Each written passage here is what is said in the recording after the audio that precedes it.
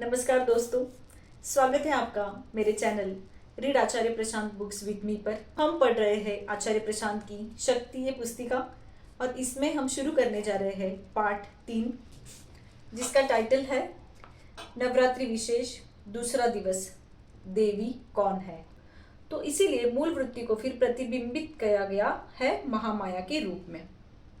प्रश्नकर्ता next question आचार्य जी से पूछ रहे हैं, आचार्य जी आपने एक जगह बोला है कि हम प्रकृति से पूरी तरह से हारे हुए हैं, हारोगे तुम बार बार।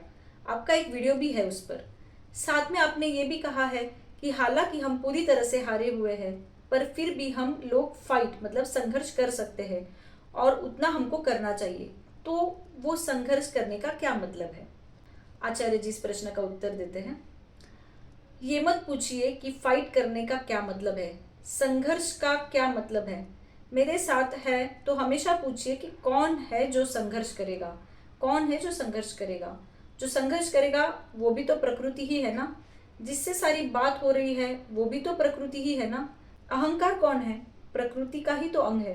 प्रकृति से भिन्न है क्या अहंकार? भिन्न तो नहीं है ना।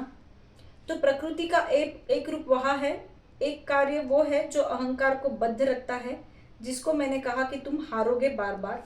वो प्रकृति का ही काम है, तुम्हें हराएगा।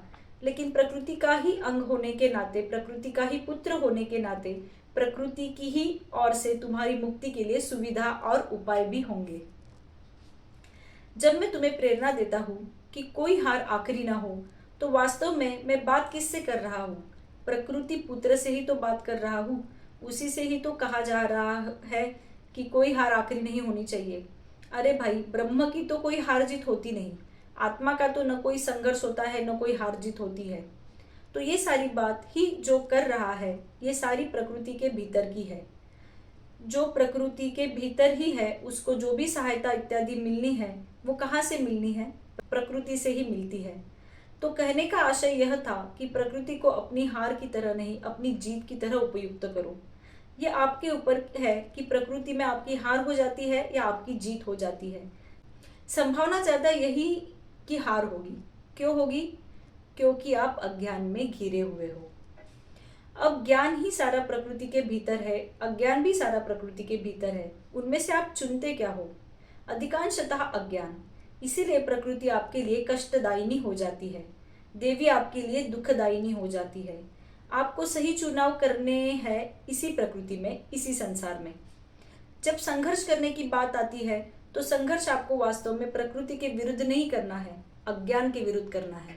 देखिए क्या है प्रकृति, दो छोर है। प्रकृति एक छोर पर है आत्मा, एक रेखा की तरह लो।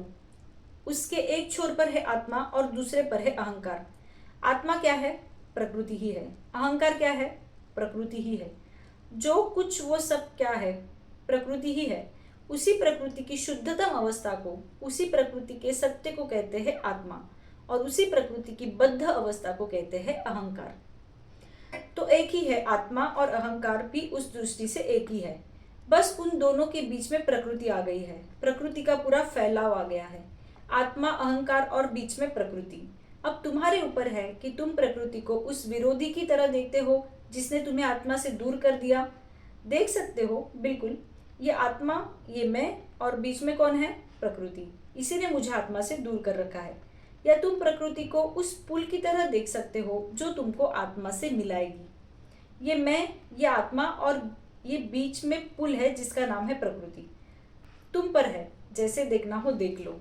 अभी तक तो देखो ऐसा रहा है कि हम बात कर रहे थे ना कि वेदांत मार्गियों की संख्या कभी बहुत ज्यादा नहीं रही, पर अगर तुम शाक्तों की संख्या देखोगे तो सबसे ज्यादा है, वैष्णवों की संख्या देखोगे तो बहुत ज्यादा है, शैव भी शिव भक्ति ही करते हैं, उनकी संख्या भी बहुत है। इन सब ने प्रकृति को पुल की तरह देखा है और वो बात आमतौर पर ज्यादा लाभप्रद रही है।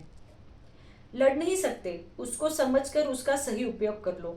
लड़ोगे तो हारोगे, या ऐसे कह लो, लड़ने का एक ही तरीका है, उसको समझ लो और लड़ो मत।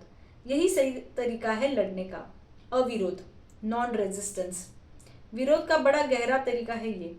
बुद्ध की एक शिक्षा है कि तुम्हें जो भी कष्ट होते हैं वो परिवर्तन से नहीं होते, परिवर्तन को जो तुम विरोध दे रहे हो उससे तुम्हें कष्ट मिलता है। वरना परिवर्तन मात्र तुम्हें कष्ट क्यों दे देगा।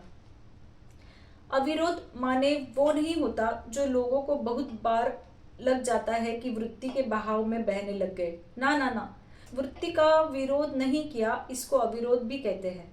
वृत्ति का तो अर्थ ही है कि जो विरोध में ही जीती है।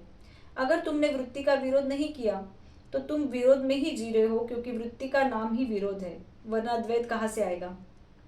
व्यक्ति हो, संसार हो और विरोध, संघर्ष न हो, ऐसा हो ही नहीं सकता ना। बच्चा पैदा होते ही रोता है। व्यक्ति और संसार में तो लगातार संघर्ष बना ही रहता है। वो वृत्ति के बहाव में स्वयं को बहने देना, जिसे गोइंग विद द फ्लो कहते हैं, वो नहीं है नॉन रेजिस्टेंस या विरोध। वृत्ति को समझ लेना और वृत्ति की विरोधात्मकता में न फंसना अविरोध कहलाता है। तुम जब वृत्ति की विरोधात्मकता में नहीं फंसते वास्तव में, तब तुमने वृत्ति का विरोध किया। तो अविरोध विरोध करने का ही श्रेष्ठतम तरीका है। तो दोस्तों, आज के लिए इतना ही। इस चैनल से और आचार्य प्रशांत की शिक्षाओं से जुड़े रहिए और हम इन शिक्षाओं को अपने जीवन में उतारने की साझा कोशिश करेंगे। धन्यवाद।